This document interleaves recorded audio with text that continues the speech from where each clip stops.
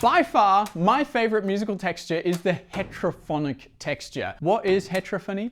Well, monophonic texture,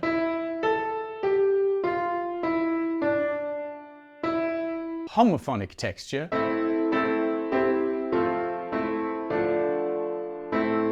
polyphonic texture,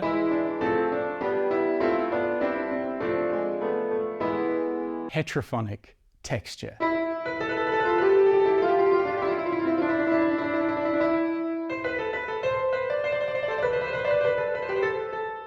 Heterophony is when you have multiple musical instruments playing variations of the same musical line simultaneously. In fact, it's probably one of the oldest musical textures, and you mostly find it outside of the Western music tradition. But I got a bit of a shock the other day when I looked up heterophony on Wikipedia, because it says heterophony is somewhat rare in Western classical music prior to the 20th century. I mean, it's not that rare.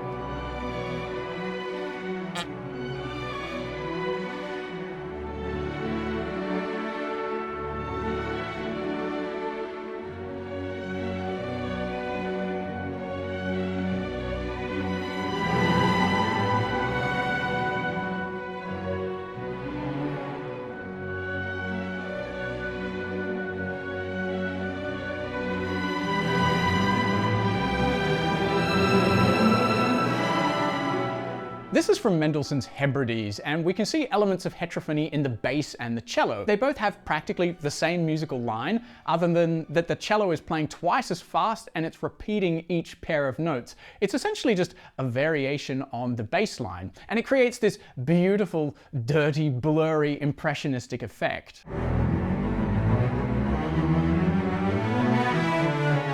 And this sort of thing is relatively common because heterophonic elements can be used in quite a lot of circumstances. For example, as an extraordinarily powerful sound effect.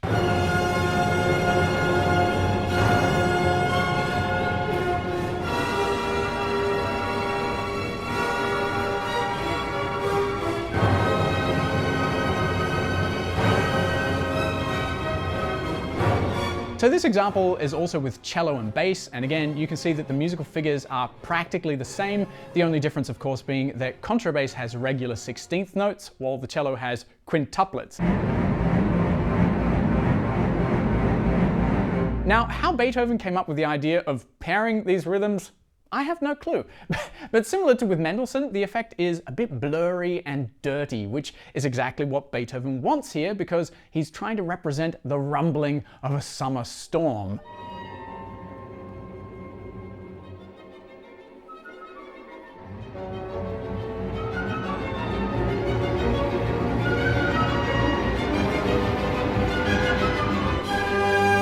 But heterophony isn't just used as an effect. Check this out from Beethoven's Ninth.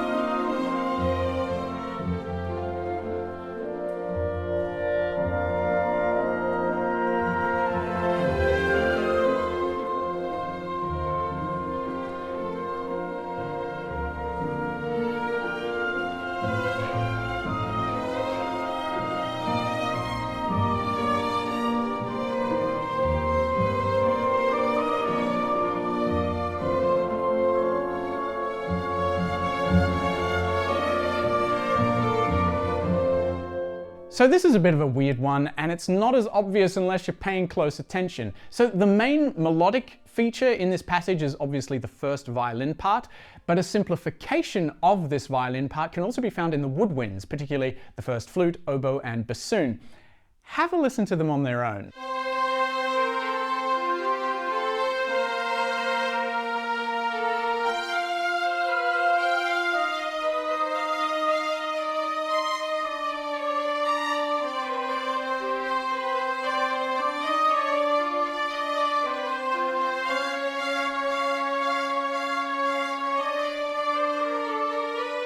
This is so fascinating to me, and it's one of those testaments as to why Beethoven was considered to be such an extraordinarily avant-garde composer for that time in history. He's absolutely relishing all of these dissonances. This is through and through a heterophonic treatment of melody. There's a similar example to this from Verdi's Requiem, but with low register instruments, and I find it so flipping beautiful. Oh, have a listen to this.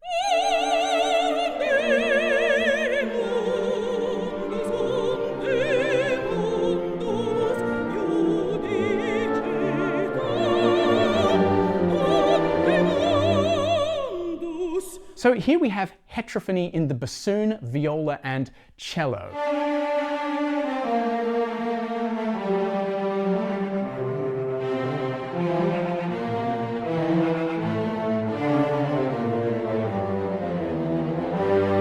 Have a listen again. So it has this unstable, shimmery sort of sound color.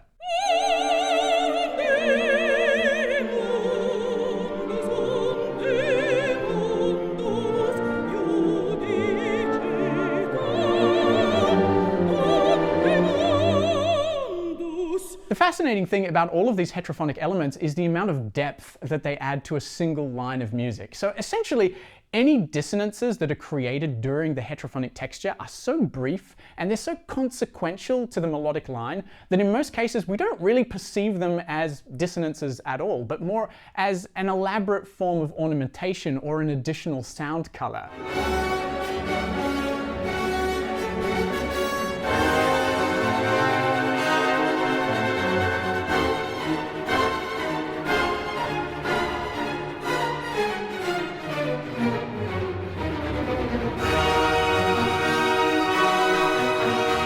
This is from Dvorak's Ninth Symphony, and the heterophony here is created by just offsetting the rhythms.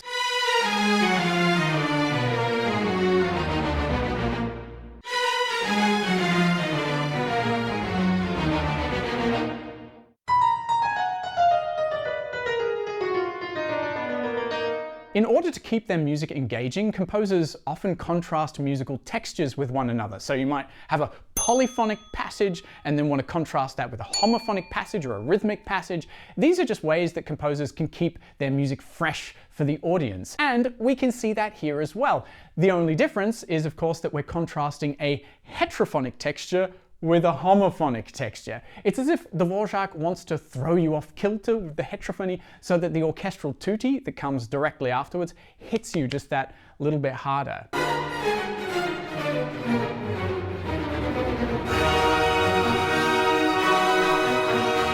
There's a similar sort of this rhythmic offset heterophony at the end of Le Corsaire by Berlioz.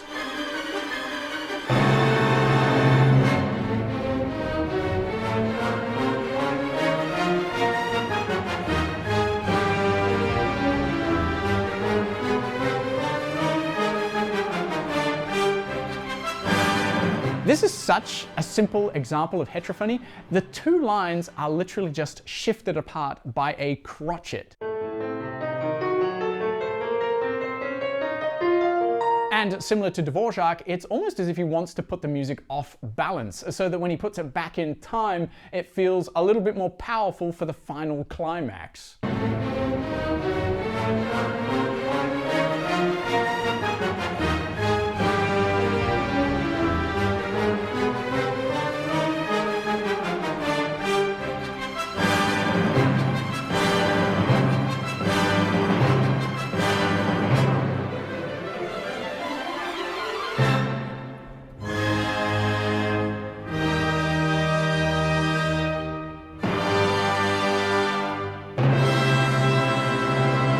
So I hope you can see that, first of all, there's a lot of very different things that you can do with heterophonic textures or heterophonic elements. You can use them for bass lines, for rhythmic complexity, for effects, for melodic content, for orchestral runs. It's a musical texture that has a surprisingly diverse range of applications, and it's a little less rare than people think. I come across elements of heterophony all the time in my orchestration classes, but if you're not looking for it, you'll probably never see it. If you know of any more fantastic examples of heterophonic texture from classical repertoire, please share them in the comments, and I'll catch you in the next one.